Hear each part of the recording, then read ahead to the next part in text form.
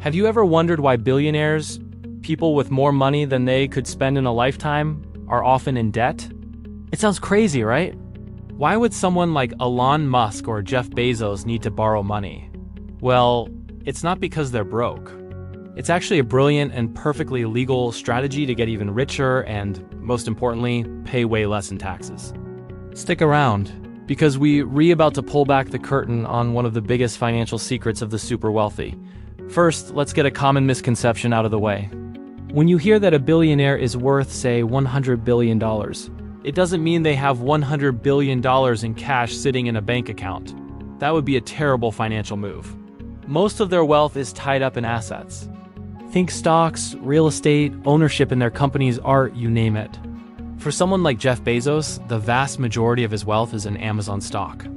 Now, here's the problem they face. Let's say our billionaire needs a few $1,000,000. Maybe they want to buy a new yacht, a private island, or invest in a new startup. The most obvious way to get that cash would be to sell some of their assets, right? Sell a few $1,000,000 worth of stock. But here's the catch, and it's a big one: taxes. Specifically, capital gains tax. When you sell an asset that has increased in value, the government wants its cut of the profit. This profit is called a capital gain. For example, if you bought a stock for $10 and sold it for $100, your capital gain is $90. In the United States, the long-term capital gains tax rate for the highest earners can be around 20%, plus other state and federal taxes. So, if our billionaire sells $10 million worth of stock to get cash, they could immediately lose $2 million or more to the IRS. Ouch, they effectively have to sell more stock than they need just to cover the tax bill. Billionaires hate giving away their money, especially to the taxman. So, what's the alternative? This is where the magic happens. Instead of selling their assets, they use them as collateral to get a loan from a bank. They go to a major financial institution and say, "Hey, I have $1 billion in stocks. I'd like to borrow $20 million against it."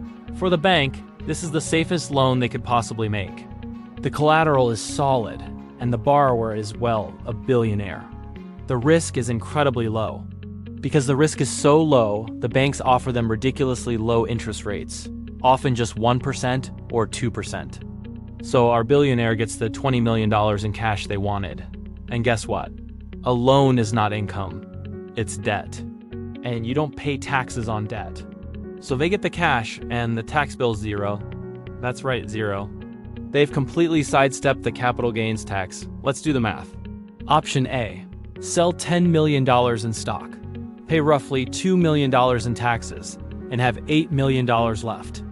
Option B: borrow $10 million against your stock, pay a tiny interest rate, and have the full $10 million in cash. It's a no-brainer, isn't it? They get the liquidity they need without triggering a massive taxable event. But wait, it gets even better. What about paying back the loan? They have a few options. They could use dividends from their stocks or other cash flow to make the interest payments. The interest they pay on the loan is often tax-deductible as an investment expense, further reducing their tax burden. It's like a double win. And here's the truly mind-bending part of the strategy, often called buy, borrow, die. They can hold on to these loans for years, even decades, just paying the minimal interest. What happens when they pass away? Under current US tax law, there's something called a step-up in basis. This means that when the billionaire dies and their assets are passed on to their heirs, the cost basis of those assets gets stepped up to the market value at the time of death. Let's break that down. Remember that stock bought for $10 that's now worth $100? The capital gain is $90. If the owner passes away, their heirs inherit that stock. But the tax system pretends they bought it for $100, not $10. The original $90 gain is completely erased for income tax purposes. The heirs can then sell a portion of that stock, pay off the loan the billionaire took out, and they won't owe any capital gains tax on that sale. The slate is wiped clean. So the strategy is complete. The billionaire got to use their wealth while they were alive without paying capital gains tax. And upon their death, their heirs can settle the debt, also without paying capital gains tax. It's an incredibly powerful tool for preserving and passing on generational wealth. This isn't some shady, illegal loophole.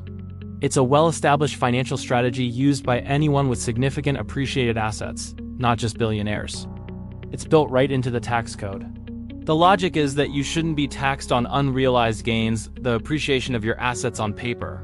The tax is only triggered when you realize the gain by selling.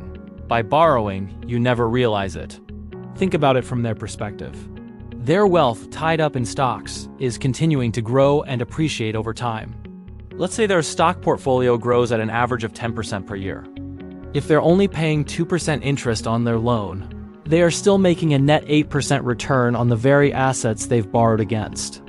Their wealth is literally growing faster than their debt. They are using the bank's money to live, while their own money is working for them and compounding in the background. This is why you see headlines about some of the world's richest people paying very little in income tax. It's not because they're not making money. Their net worth is soaring. It's because their income in the traditional, taxable sense is very low. They're living off of tax-free loans instead of taxable salaries or stock sales. So the next time you hear that a billionaire took out a massive loan, don't feel sorry for them. Instead, recognize it for what it is, a masterful move in a high-stakes financial game.